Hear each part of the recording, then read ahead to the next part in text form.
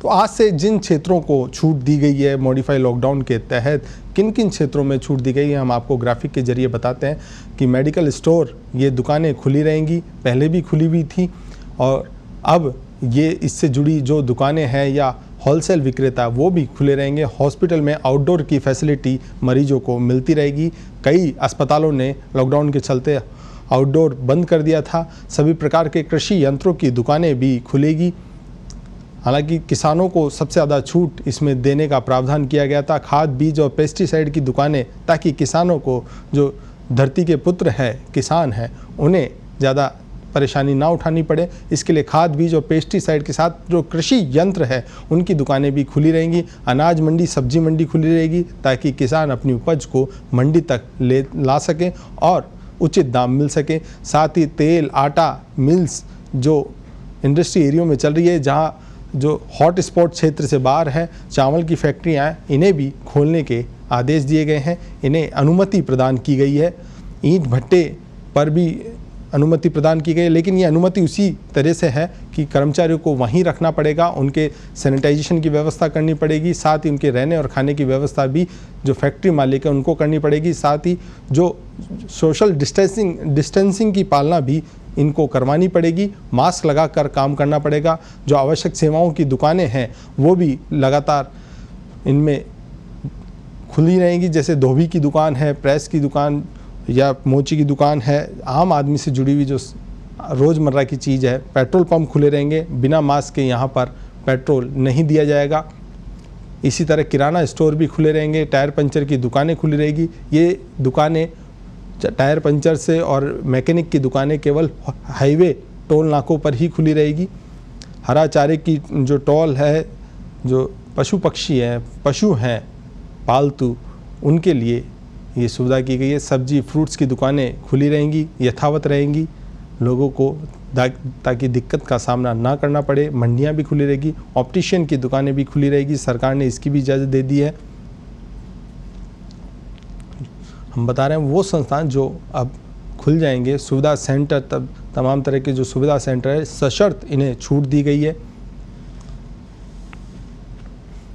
हालांकि जनता से जुड़े हुए काम यहाँ पर ज़्यादा नहीं हो पाएंगे। गैस एजेंसियाँ खुली रहेंगी। गैस एजेंसियों की लॉकडाउन और कर्फ्यू के दौरान भी लोगों को सिलेंडर पहुँचाने के लिए कर्मवीर मुस्तैदी से कायम थे। ड्राई फ्रूट्स की दुकानें खुली रहेंगी।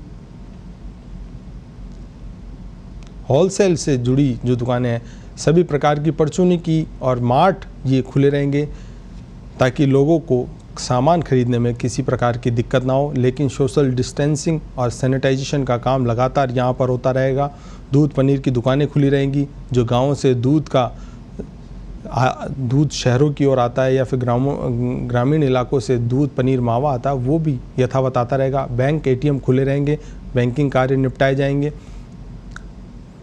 कर्मचारियों की संख्या में इजाफा भी किया जाएगा। बैंक कर्मचारियों की वाटर कैंपर की दुकानें खुली रहेगी, ताकि लोगों को शुद्ध पानी मिलता रहे। ई कॉमर्स कंपनियों को भी इजाज़त दी गई है, लेकिन ये ज़रूरत के सामान को ही ई कॉमर्स कंपनियां बेच सकेगी। कल गृह मंत्रालय ने आदेश जारी कर इनके लिए गाइडलाइंस भी जारी किए। अन्य सामान, वो गैर ज़रूरी सामान ई कॉमर्स कंपनियां फ़िलहाल बेच नहीं सकती। आयुष की दुकानें, यानी कि आयुर्वेदिक जो दुकानें हैं दवाइयों की, वो फ़िलहाल खुली रहेंगी। इन्हें प्रतिबंध से मुक्त किया है। ये प्रतिबंध से मुक्त उन जगह का बता रहे हैं जो हॉट स्पॉट नहीं है, वहाँ पर। पशु आहार की दुकानें खुली रहेगी।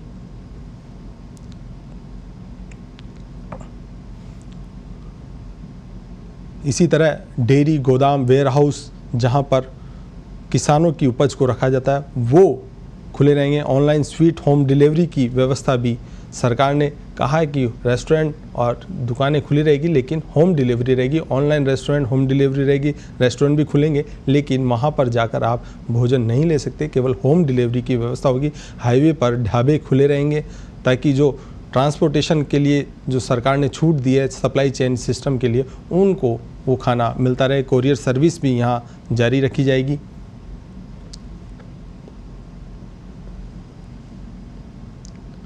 इसी तरह से बेकरी की दुकानें खुलेगी, लेकिन होम डिलीवरी की व्यवस्था की जाएगी। मिस्त्री मार्केट खुला रहेगा। ये छूट के दायरे में। कृषि यंत्र, स्पेयर पार्ट्स की दुकानें, गैराज ये भी खुली रहेंगी। गाड़ियों की वॉशिंग सेंटर भी फिलहाल खोलने के आदेश। ट्रांसपोर्ट कंपनियों को सरकार ने आदेश दिया है कि किसी भी तरह के पास की ज़रूरत इनके लिए नहीं होगी। ट्रक आवाजाही कर सकेंगे, गुड्स को परिवहन कर सकेंगे, इसके लिए किसी प्रकार के पास की ज़रूरत नहीं रहेगी। लेकिन जो अन्य संस्थान है, प्रतिष्ठान है, उनके लिए सशर्त छूट दी गई है। उसके लिए उन्हें ई पास बनवाना पड़ेगा। राज्य सरकारों की ओर से ई पास की व्यवस्था की गई है।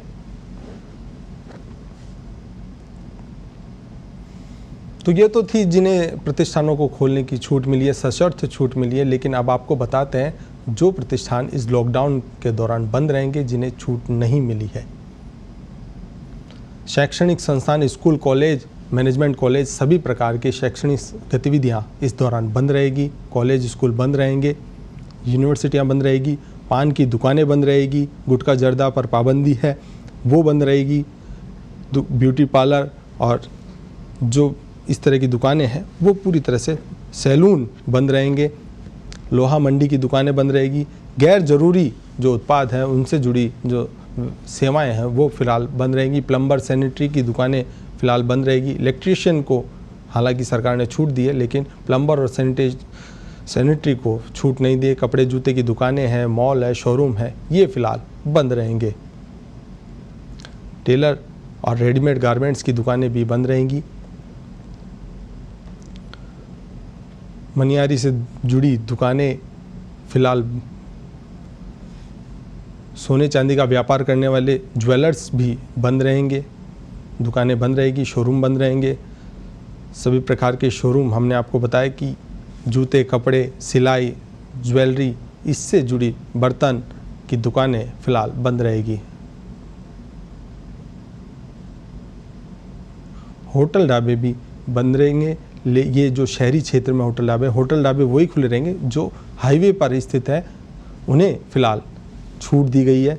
इलेक्ट्रॉनिक सामान की दुकानें बंद रहेगी, लेकिन इलेक्ट्रीशियन को छूट दी गई है ताकि लोगों की समस्या का समाधान हो सके। Roadways, bus stand, railway station बंद रहेंगे। रेलवे ने संचालन से इनकार कर दिया है। ऐसे में बस परिवहन की सेवाएं जो हैं वो बंद रहेंगी। फर्नीचर की दुकानें बंद रहेंगी।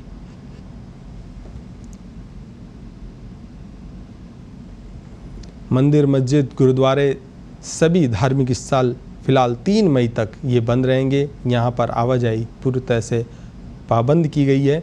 घर से ही इबादत और पूजा पाठ करें। पर्यटन स्थल बंद रहेंगे, चूँकि पर्यटकों का आवाजाही नहीं है, ऐसे में खोलने का कोई औचित्य भी नहीं है।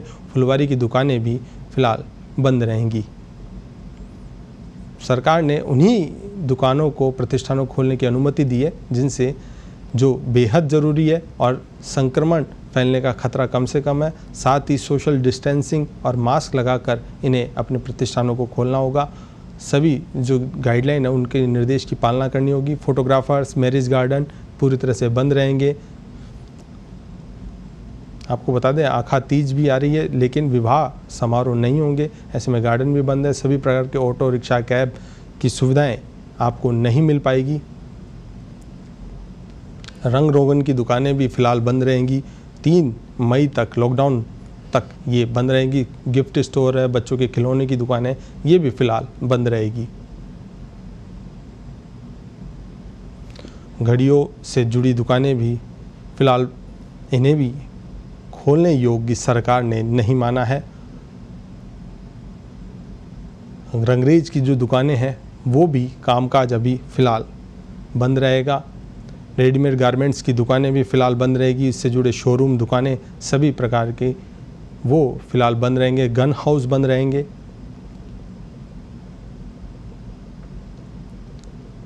प्राइवेट कंपनियां, ऑफिसेज फ़िलहाल बंद रहेंगे। केवल आईटी कंपनियों को ही सरकार ने 50% कर्मचारियों के साथ छूट दी है। प्रॉपर्टी डीलरों की दुकानें बंद रहेगी। अधिकतर काम जो प्राइवेट कंपनियां हैं वो वर्क टू होम के तहत किया जा रहा है। न्यायालय स्टाफ बंद रहे। न्यायालय से जुड़ी जो अन्य गतिविधियां हैं वो फ़िलहाल रहेगी बंद। लक्कड़ मंडी, लोहे की जो मंडी है वो फ़िलहाल बंद रहेगी। जूस सेंटर, आइसक्रीम पार्लर, ये सभी अभी बंद के दायरे में हैं, इन्हें फ़िलहाल छूट नहीं मिली है।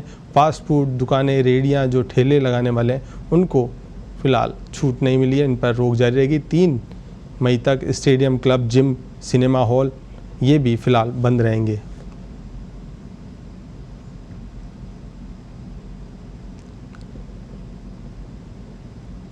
चाय कॉफ़ी की स्टॉल, थड़ियाँ फ़िलहाल बंद रहेगी लॉकडाउन जारी रहने तक। गाड़ियों के शोरूम भी बंद रहेंगे।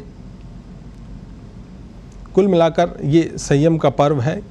ये छूट जो मिली है वो टीवी स्क्रीन पर आप देख सकते हैं किन किन प्रतिष्ठानों को छूट मिली है। वक्त है संयम बरतने का, संयम की परीक्षा है। अगर इस छूट का, अगर लॉकडाउन को ख़त्म करना है, कोरोना को हराना है, तो ये जो संयम हमें बरतना पड़ेगा। अगर छूट मिली है तो उसका मतलब ये नहीं है कि हम बाहर निकले और ऐसे व्यवहार करें जैसे लॉकडाउन हट गया है। लॉकडाउन जारी रहेगा और नियमों की पालना, जो गाइडलाइन है उसकी पालना हमें ज़रूर से करनी है ताकि कोरोना के संक्रमण को हराया जा सके।